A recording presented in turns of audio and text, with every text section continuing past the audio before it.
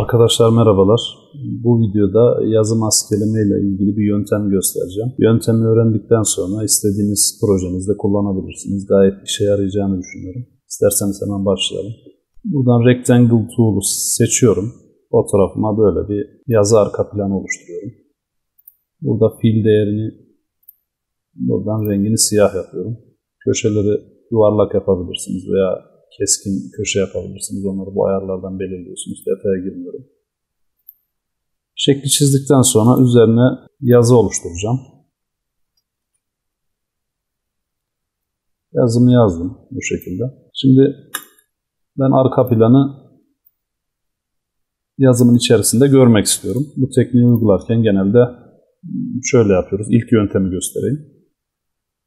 Yazı katmanına kontrol tuşuyla basıp seçiyorum. Yazının kenarlarını seçmiş oldum, yazının tamamını. Sonrasında bu gözü kapatıyorum, yazıyı görmüyorum. Sonra aşağıdaki şeklimi seçiyorum, şekil katmanımı.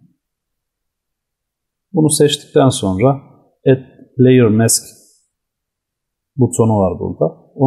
Ona direkt basmıyoruz. Direkt basarsak bu şekilde istemediğimiz bir görüntü olur. Ctrl Z diyorum. Yapmamız gereken şu alt tuşuna basılı tutarak. Alt tuşuna bastığım zaman ters katman uyguluyorum. Yani. Ters katman uyguladığım zaman yazının içerisini boşaltmış oluyor.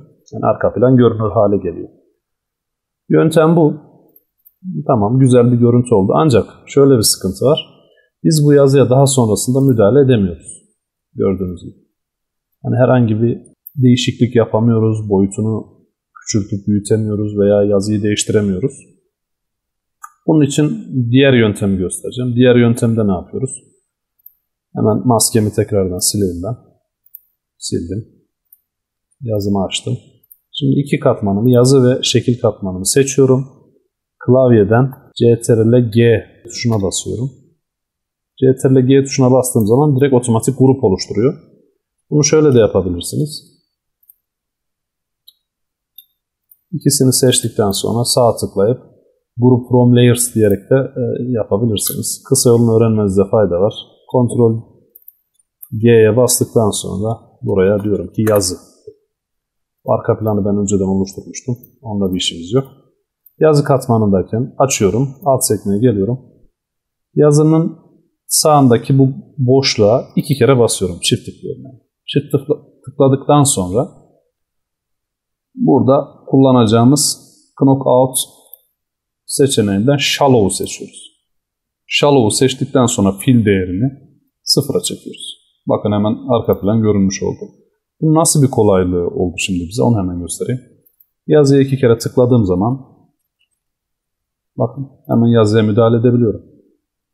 Yazının boyutunda değişiklikler yapabiliyorum. Mesela şöyle bir geçişli bir şey oluşturalım diyelim. Farklı bir görüntü olsun. Daha farklı, daha sanatsal. Burada isterseniz tabi yazı tipini değiştirebilirsiniz. İstediğiniz yazı tipini kullanabilirsiniz. Burada o değişiklikleri yapabilirsiniz. Ben önceki yazıma geri geliyorum. Burada da shape rengini değiştirmek istiyorsunuz diyelim. Buradan beyaz seçebilirsiniz, kırmızı seçebilirsiniz. Yani burada daha siyah daha uygun olacağı için ben siyah tercih ettim.